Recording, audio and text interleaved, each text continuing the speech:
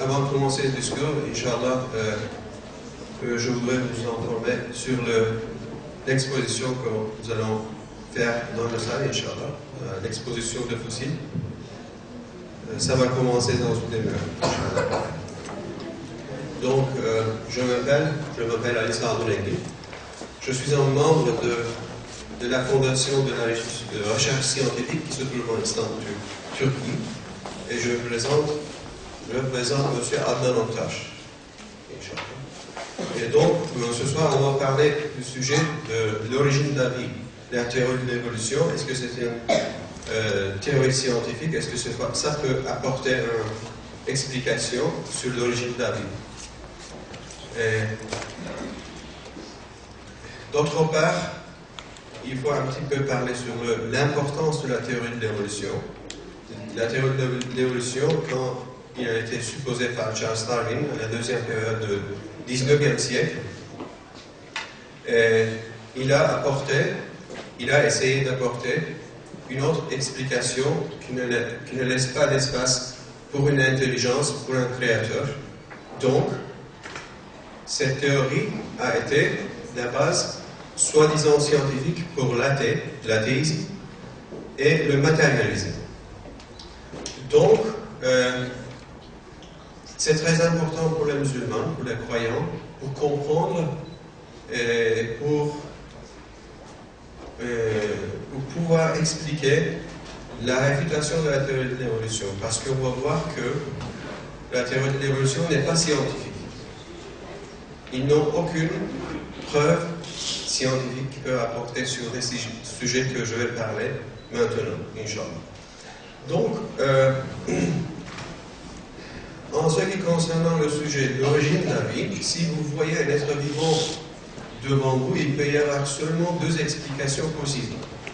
La première explication, c'est la création, que tous les êtres vivants ont été créés par une intelligence supérieure.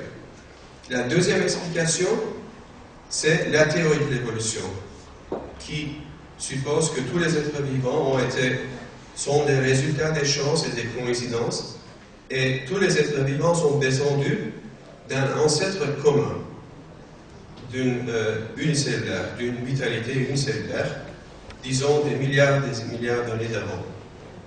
Donc le fait que seulement deux alternatives, deux réponses différentes, est aussi accepté par les scientifiques évolutionnistes, Douglas Futuyma et Andrew. Douglas Futuyma dit: quand nous regardons la vie sur Terre, nous voyons que la vie émerge tout à coup. Si nous voyons que la vie émerge tout à coup, avec sa forme parfaite et complète, alors nous devons admettre que la vie est créée, non le résultat du hasard. Donc, ce qu'il dit, c'est si on voit la vie, tous les êtres vivants, qui apparaissent soudainement, tout d'un coup, donc il admet qu'on doit accepter qu'ils ont été créés par un créateur. Donc, on va analyser ça dans les slides suivants, Inch'Allah. Donc, nous avons des questions à poser aux défendeurs de la théorie de l'évolution. La première question, c'est si un tel processus évolutif a eu lieu dans le passé, donc nous devons comprendre l'origine de la vie. Comment la vie est-elle apparue sur Terre? Quelle est l'origine? Comment se fait-il que la première cellule vivante a été formée sur la Terre? La deuxième question, c'est quels sont les mécanismes de l'évolution? Quels sont les pouvoirs qui poussent ce processus évolutif? Et la troisième question, c'est si toutes les espèces sur Terre étaient le résultat de l'évolution, alors il aurait dû y avoir une vaste quantité de preuves de fossiles. Existe-t-il de tels fossiles? Nous savons que les fossiles sont des preuves scientifiques qui nous montrent le passé des êtres vivants. Est-ce que nous avons des fossiles qui prouvent ce processus-là? Donc, je vais expliquer dans mon discours d'une manière très simple, Inch'Allah. Si vous avez des questions en détail, Inch'Allah, après le discours, nous allons avoir des questions. Mais d'une manière très simple, la première cellule, l'origine de la première cellule, c'est inexplicable par les évolutionnistes parce que même un seul protéine, l'origine d'un seul protéine, les évolutionnistes ne peuvent pas expliquer l'origine d'une seule protéine parce que c'est pratiquement mathématiquement zéro et pour produire un seul protéine, vous avez besoin des autres protéines. Disons, plus de 100 différents types. Pour la production d'une seule protéine, il faut 100 protéines diverses, pas une ou deux. Donc, si les autres protéines n'existent pas, vous ne pouvez pas produire, c'est un fait scientifique, vous ne pouvez pas produire des autres protéines. Et ce n'est pas suffisant encore. Disons que dans la cellule, il y a beaucoup d'organelles. Par exemple, la mitochondrie, endoplasmique réticulum, le nucléus, le Golgi apparatus, le membrane de la cellule. Donc, vous devez avoir tous ces organelles-là existants, tout fonctionnant parfaitement. Et si un de ces organelles-là est absent, vous ne pouvez pas produire un seul protéine. Ce n'est pas possible du tout. Et de plus, la cellule vit d'une manière très intelligente. Par exemple, la membrane, c'est quelque chose d'intelligent. Disons, s'il y a un virus, par exemple, qui essaie de rentrer dans la cellule, la membrane est capable de comprendre, de voir et de faire des plans. Il est capable de faire des plans pour le futur. Donc, il voit que le virus n'est pas bon pour la cellule, donc il ne laisse pas rentrer. Et de plus, d'autre part, par exemple, si un molécule de sucre qui veut rentrer dans la cellule, la membrane est capable de comprendre que c'est bon pour la cellule, donc il laisse rentrer. Donc la membrane est quelque chose d'intelligent. D'autre part, la cellule c'est si complexe que si même vous avez tous les matériaux nécessaires, invivantes, pour produire une seule cellule, ce n'est pas possible dans le temps ou ce n'est pas possible par les expériences dans les laboratoires. Si on peut faire une allégation, une comparaison. Par exemple, réfléchissez à un grand bâtiment, disons un gratte-ciel. Vous savez très bien que l'élément base des gratte-ciels, c'est du ciment, du fer, n'est-ce pas? Il y a les fenêtres, les portes, les systèmes de chauffage, les systèmes d'électricité. Et donc, tous les matériaux nécessaires, vous le prenez et vous le jetez sur la rue. Est-ce qu'il est possible que tous ces matériaux nécessaires pour produire un gratte-ciel peuvent construire un gratte-ciel dans le temps, par les chances, par les conditions de temps? Est-ce que c'est possible? Non, bien sûr non. Parce que nous savons très bien que pour construire un gratte-ciel, vous avez besoin de l'intelligence. Disons des ingénieurs. Des ingénieurs doivent faire des plans et vous avez besoin des ouvriers. Les ouvriers doivent travailler sur ces plans et faire la construction de ce gratte-ciel. Donc, similairement, si vous avez tous les mêmes matériaux nécessaires, disons les protéines, les aminoacides, le Golgi apparatus, tous ces organelles-là, si vous les avez dans la main, donc ce n'est pas possible par la chance, parce qu'on a compris que quand nous sommes au 21e siècle, la science a compris que vous ne pouvez pas produire vitalité avec des matériaux invivants.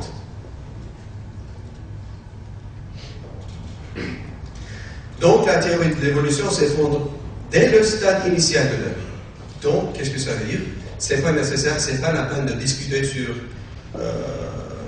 les spéculations quand nous sommes descendus du singe ou pas, ce n'est pas la peine de discuter ça. Parce que juste au début, les évolutionnistes n'ont aucune explication à faire sur ce sujet-là, sur les protéines. Donc, nous avons voulu tester cette hypothèse-là. L'hypothèse, c'est, dans le temps, tous les matériaux invivants, ils sont capables de produire la vitalité. C'est la supposition évolutionniste. Donc, nous avons voulu tester ceci. Donc, nous disons que tous les matériaux nécessaires, les défendeurs de la théorie de l'évolution, ils peuvent les prendre, tous ces matériaux-là, et les mettre dans un baril comme ça. Et donc, disons, toutes les molécules, tous les aminoacides qui ne peuvent pas se produire pendant le temps, par des chances, donc, on dit, c'est pas nécessaire, nous allons vous donner les protéines. Et donc, si ça ne suffit pas, vous pouvez prendre des autres protéines que vous voulez. Si vous ne pouvez pas le trouver sur la Terre, vous pouvez le prendre de la Lune, par exemple. Ici, si ça ne suffit pas, vous pouvez attendre autour de cette farine pour des milliers d'années. Et vous pouvez faire le chauffer ou bien vous pouvez donner de l'électricité dans les laboratoires. Vous pouvez faire des expériences. Et vous pouvez inviter les autres scientifiques autour de cette farine et attendre pour des milliers d'années. Et ce que nous disons, c'est que dans ce farine-là, vous ne pouvez pas obtenir tous les êtres vivants. Par exemple, les chiens, les chats, les lions, comme ça, tous les plantes, les fleurs, ne vont pas sortir de cette farine. Ce n'est pas possible. Parce qu'on a compris que les expériences, avec les expériences dans les laboratoires, ce n'est pas possible d'obtenir la vitalité à partir des éléments, à partir des matériaux invivants. C'est Louis Pasteur qui a dit ça. Louis Pasteur a dit, au début du XXe siècle, la vie seulement vient de la vie. Pour avoir la vie, vous avez besoin des autres cellules, des autres protéines vivantes. Donc, le deuxième point, c'est quels sont les mécanismes de l'évolution. Selon les défendeurs de la théorie de l'évolution, ils ont deux mécanismes différents. Ce sont la sélection naturelle et les mutations. Donc, ils sont deux mécanismes complémentaires. Et ces deux mécanismes complémentaires, les mutations permettent les changements génétiques dans la structure génétique des êtres vivants. Et donc, ces changements sont sélectionnés par la sélection naturelle. Et donc, de cette façon-là, tous les êtres vivants évoluent. Mais on sait bien que, qu'est-ce que c'est les mutations, premièrement? Ce sont les changements où, quand les mutations sont toujours nuisibles pour les êtres vivants, parce que ça déchire l'ADN et les nucléotides dans l'ADN. Les nucléotides sont adénine, thymine, guanine et cytosine. Donc, ils changent de place, se déchirent la place. On sait scientifiquement que 99% des mutations sont nuisibles et seulement 1% est neutre. Ça veut dire qu'il ne fait rien du tout.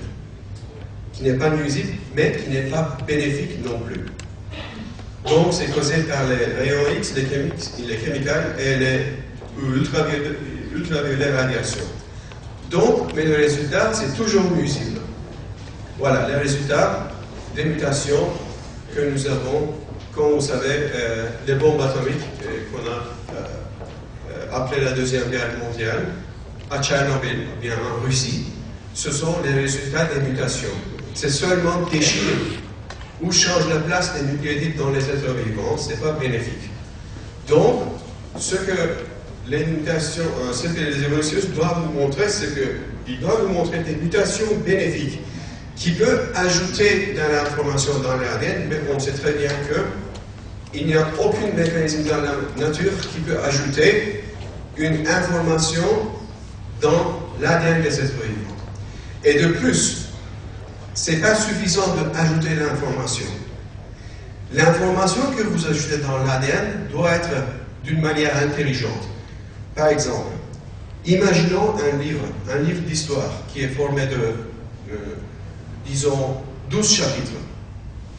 Si vous voulez ajouter une information dans ce livre-là, d'une manière qui a un sens, n'est-ce pas? Donc, l'écrivain doit écrire des phrases qui sont en continuité avec les chapitres précédents, n'est-ce pas? Donc, s'il n'y a pas de l'intelligence de l'écrivain, donc vous ne pouvez pas avoir le 13e et le 14e chapitre. Donc, l'information que vous ajoutez doit être d'une manière intelligente. Mais les mutations, nous savons que ce sont les résultats des hasards, des chances. C'est seulement change les places des nucléotides.